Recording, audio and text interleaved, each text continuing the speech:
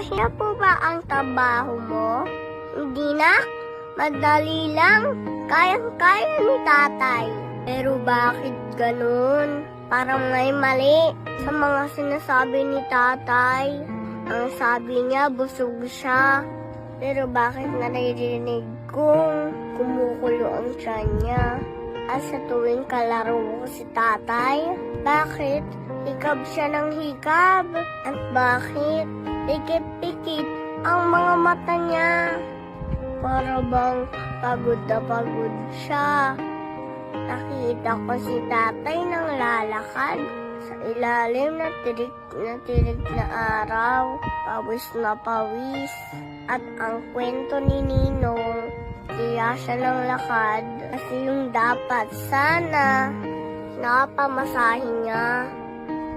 Ibinili niya ng laruan ko. Butas pala ang sapatos ni tatay. Nakita kong nakalabas ang dulo ng darili niya. Pero bakit sa kabila ng lahat, ako pa rin ang inuuna niya. Sabi mo tayo, madali lang ang trabaho mo. Pero bakit puro sugat at kalyo ang mga kamay mo? Tuwa pa naman ako. Kasi sa tuwing uuwi